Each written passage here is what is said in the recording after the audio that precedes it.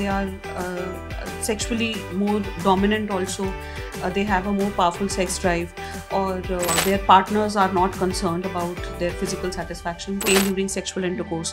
तो ये young girls में बहुत common है. Stop enjoying sex, तो lack of sex drive हो जाती है. That is how cosmetic gynecology comes into picture. Doctor, हमने एक रिसर्च में पढ़ा है कि 80% women have never feel their orgasm even after 10 year of their relationship. Is that true? हाँ, ये सच है. मेजॉरिटी वुमेन के लिए ये सच है और इसके बहुत सारे रीजंस हैं. Most women are unaware. Males में अवेयरनेस भी ज़्यादा है. They are sexually more dominant also.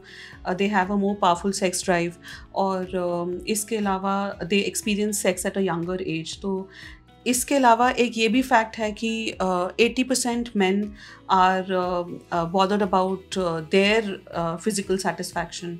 तो अब क्योंकि women are unaware and their partners are not concerned about their physical satisfaction, तो इसलिए ये सच है कि 80% women are usually they are unaware of orgasm. Doctor, मुझे एक चीज़ और भी शॉकिंग लगी कि only 30% couples they enjoy their physical intimacy. Is that true? हाँ, ये भी सच है और इसके भी बहुत सारे रीजंस हैं. तो अलग अलग एज ग्रुप में अलग अलग रीजंस हैं. जैसे हमारे पास यंग गर्ल्स आती हैं जिनको वैजिनिस्मस है. वैजिनिस्मस का मतलब है कि painful sex, pen during sexual intercourse. तो ये यंग गर्ल्स में बहुत कॉमन है. इसकी वजह से भी सेल्फ कॉन्फिडेंस इफेक्ट होता है और फिजिकल इंटीमेसी नहीं होती. उसके अलावा women who are middle aged, pregnancy के बाद, डिलीवरीज के बाद वेजाइनल लैक्सिटी की वजह से ये हो जाता है कि there is loss of libido, या ऑर्गेज़म कम हो गया, या फिर ये हो जाता है कि दे स्टॉप एंजॉइंग सेक्स. तो लैक ऑफ सेक्स ड्राइव हो जाती है, और इसकी वजह से भी ये होता है कि ultimately they start withdrawing themselves. और पेरीमेनोपॉजल वुमेन आती हैं हमारे पास जिनको वेजाइनल ड्राइनेस होती है बिकॉज ऑफ हार्मोनल चेंजेस, या वुमेन ऐसी जिनको पेल्विक फ्लोर की मसल्स वीक जो एज के साथ साथ हो जाती हैं, उसकी वजह से यूरिनरी लीकेजेस हो रही हैं, स्ट्रेस इनकॉन्टिनेंस हो रही है. तो उसकी वजह से भी ultimately that affects their physical intimacy, और अल्टीमेटली ये रिलेशनशिप को अफेक्ट करता है. So, doctor, is there any solution we have? मतलब, can we do something? हाँ, तो इसके लिए solutions हैं, and that is how cosmetic gynecology comes into picture.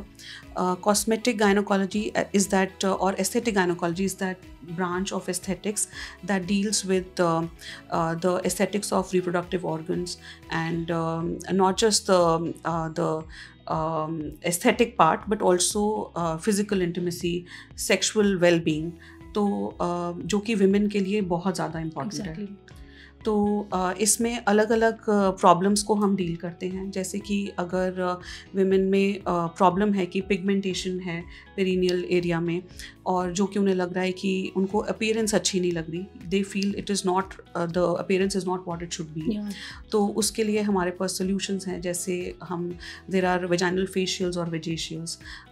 उसके अलावा there are lasers, there are mild peels जो पिगमेंटेशन को कम करेंगी. ये पिगमेंटेशन अलग अलग रीजंस की वजह से हो सकती है. वेट गेन की वजह से, हार्मोनल चेंजेस की वजह से, फ्रिक्शन की वजह से. और तो इसके अलावा अगर अनवांटेड हेयर हैं तो you can opt for hair removal lasers. और भी बहुत सारे कंसर्न्स होते हैं विमेन के. तो अगर वेजाइनल ड्राइनेस है तो उसके लिए PRP होता है. वेजाइनल लैक्सिटी अगर है तो उसके लिए बहुत अच्छे आजकल टेक्नोलॉजीज़ अवेलेबल हैं, जैसे RF टेक्नोलॉजी, डायोड टेक्नोलॉजी, जो कि वेजाइनल लैक्सिटी को कम करेंगी. और उससे ये होगा कि, और ये ट्रीटमेंट्स खास तौर पे ऐसे हैं जिनमें कोई डाउन टाइम नहीं है. डाउन टाइम का मतलब है कि अगर आप कोई ट्रीटमेंट कराते हैं तो उसके बाद कितने टाइम तक उस एरिया में रेडनेस, पीलिंग, स्वेलिंग रहेगी, बर्निंग सेंसेशन रहेगी, या कितने टाइम तक आप वो प्रोसीजर कराने के बाद इंटीमेट नहीं हो सकते पार्टनर के साथ. तो इन प्रोसीजर्स में ऐसा कुछ भी नहीं है, कोई डाउन टाइम नहीं है. तो ये अच्छी बात है इन प्रोसीजर्स की.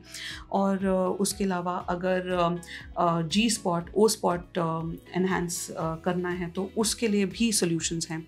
तो यहाँ पर एक बात और बताना चाहूँगी कि विमेन में ये भी बहुत कम लोगों को अवेयरनेस है कि विमेन में 2 तरह के ऑर्गेजम्स होते हैं।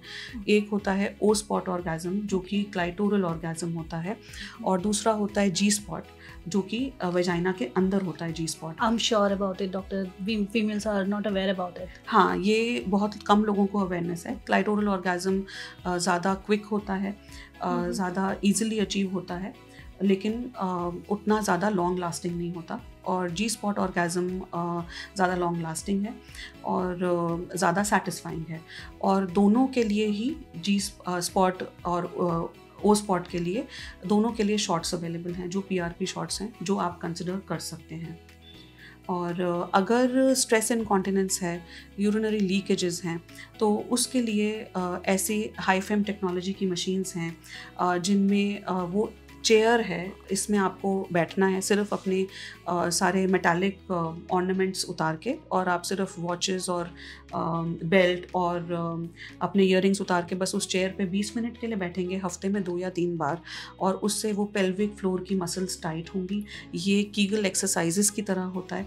कीगल एक्सरसाइजेस अगर आप फिजियोथेरेपिस्ट से समझ के करते भी हैं for strengthening your pelvic floor muscles, तो भी आप अगर दिन में 20 मिनट करते हैं तो आप 10 या 20 कॉन्ट्रैक्शंस कर पाएंगे, और इन मशीन्स की मदद से आप कम से कम 10,000 कॉन्ट्रैक्शंस एक दिन में कर सकते हैं। तो रियली ग्रेट। यस, तो ये क्विक है, इजी है, सिंपल है और ज़्यादा इफ़ेक्टिव भी है। और यही मशीन्स हम यूज़ करते हैं मेल्स में प्री मैच्योर एजैकुलेशन को डील करने के लिए। ये मेरे सवाल थे। अभी आपके पास अगर कोई और सवाल हैं जो आप डॉक्टर साहब से पूछना चाहते हैं, प्लीज़ आप हमें उसे कमेंट सेक्शन में कमेंट कीजिए। हम नेक्स्ट सेशन में कोशिश करेंगे कि हम सारे सवालों के जवाब आपको दे पाएँ। और अगर आपको ये कंटेंट अच्छा लगा तो please like, share and subscribe our channel.